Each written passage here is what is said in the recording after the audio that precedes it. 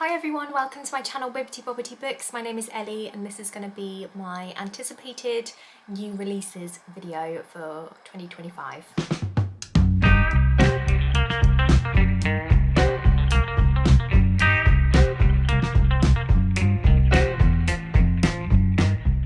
So in this video I'm going to be talking about some books that are going to be published in the first few months of 2025, and I'm excited about all of these.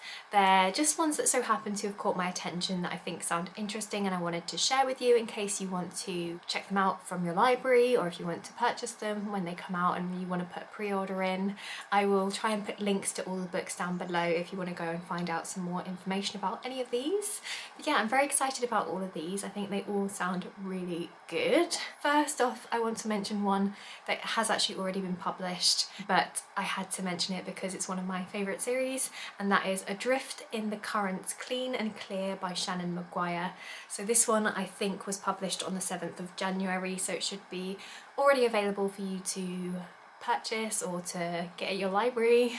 And this of course is the next instalment in the Wayward children's series, which is a sort of portal fantasy series, and it's a series of novellas, and they basically follow children who have found portals to other worlds, and they go and they experience this fantastic time in this other world, but then for some reason they end up back in the normal world, and since having their adventure they now feel like they no longer belong. And so there is this woman called Eleanor West who set up this school for all these wayward children, which would be a safe place for them to go and to stay and to wait for their door to open again, so hopefully they can go back to this magical world where they felt like they belong.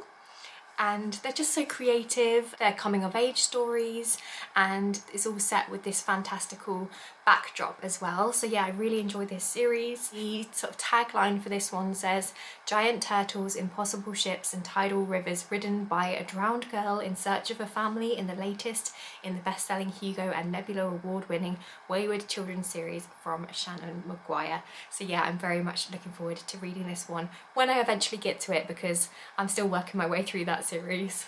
Okay, next up I wanted to mention Witchcraft for Wayward Girls by Grady Hendrix.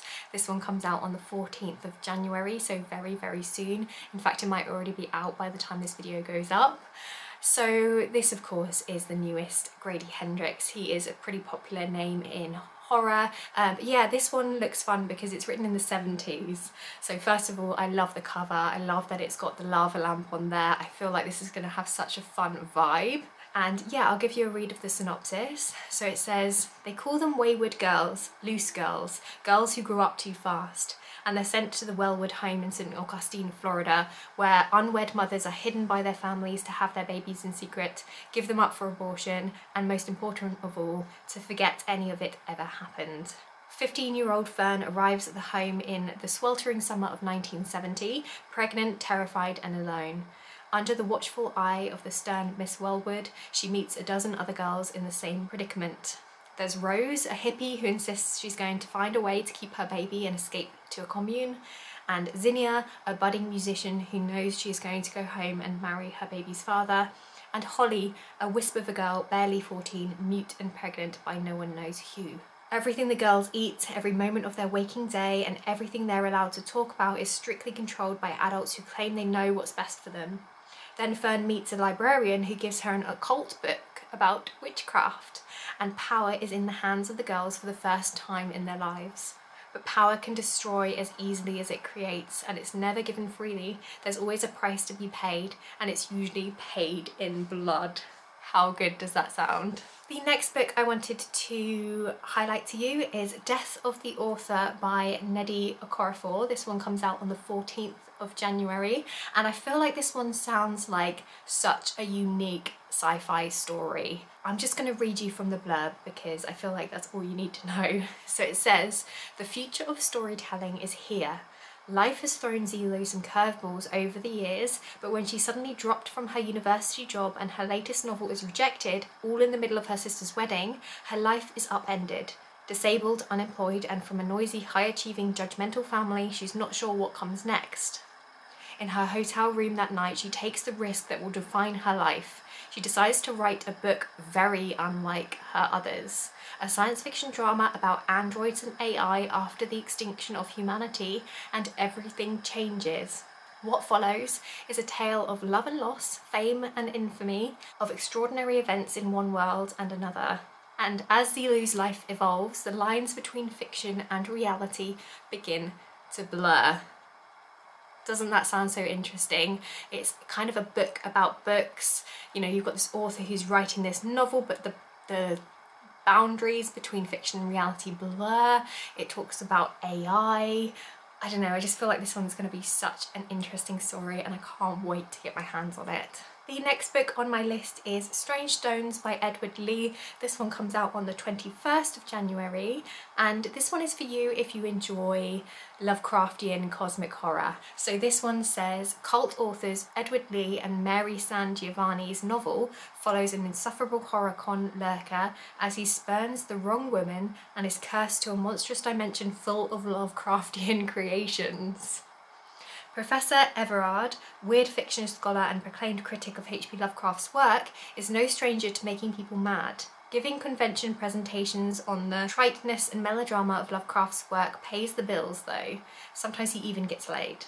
When he angers a beautiful but dangerous witch and devotee of Lovecraft's work, she casts a spell on him, sending him to a dimension where Lovecraft's works are very real and very deadly. Everard must find a way through this alternative dimension to get home before the worst of Lovecraft's horrors prove what a master of monstrosities he really was. So yeah, I think this is going to be so fun if you're a fan of Lovecraft, because obviously we're going to see a lot of Lovecraftian horrors within this story, and I just love the idea that you have this person who has been sent to this other dimension where the Lovecraftian monsters are real. Like, I think it's going to be a whole lot of fun, so yeah, I'm looking forward to that. Next up we have Grave Empire by Richard Swan. This one comes out on the 4th of February.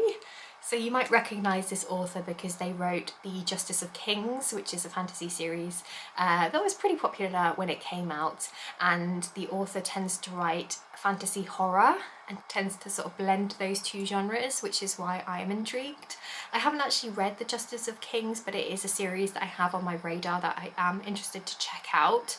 But I think this one sounds also very interesting. So this one says, Grave Empire begins the epic tale of an empire on the verge of industrial revolution, where sorcery and arcane practices are outlawed and where an ancient prophecy threatens the coming end of days. So I feel like from that tagline alone, there are quite a few things that catch my attention. I like the fact that it's set on the verge of industrial revolution. I feel like that's going to be a really cool setting and aesthetic for this story.